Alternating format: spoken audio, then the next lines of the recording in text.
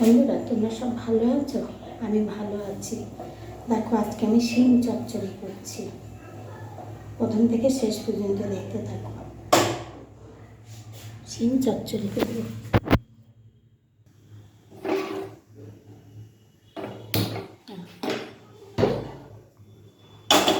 কড়াই বসিয়ে দিলাম।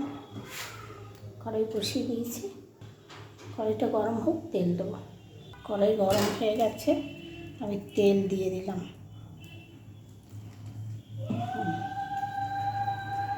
তেল দিয়ে দিয়েছি। এবারে চন্দনী, কেউ রাঁধুনি বলে, কেউ চন্দনী বলে। তাকে এইটা ফোড়ন দিচ্ছি।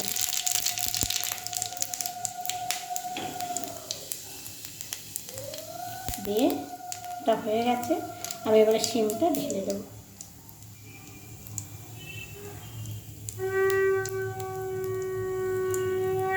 এই যে শিমটা,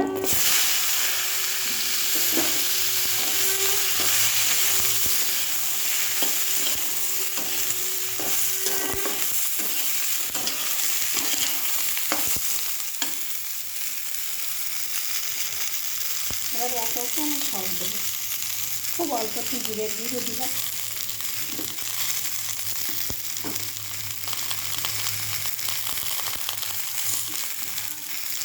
হলুদ,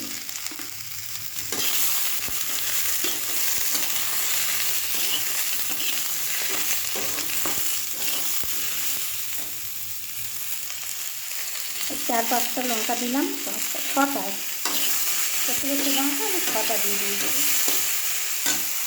এখন নুনটা দিয়ে দিচ্ছি, আন্দাজ মতো নুন দিয়ে দিলাম।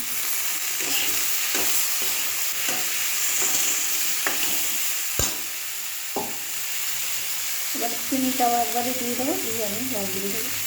দিয়ে চিনি দিয়ে দিলাম, আর দেবো না।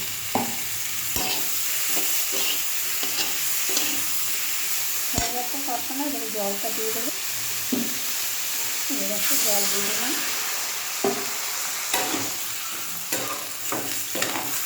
শিমটা এই জলই সেদ্ধ হয়ে যাবে, একদম শুকনো শুকনো হবে।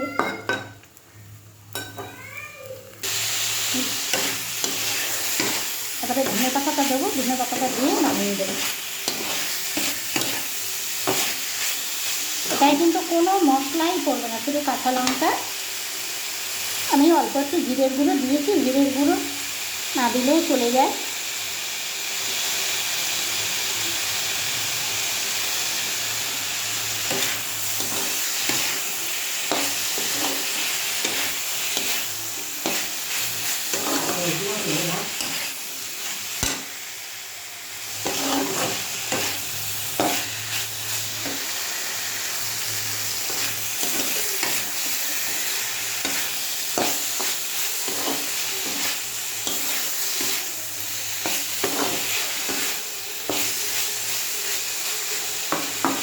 এই যে আমার শিম চচ্চড়ি হয়ে গেছে।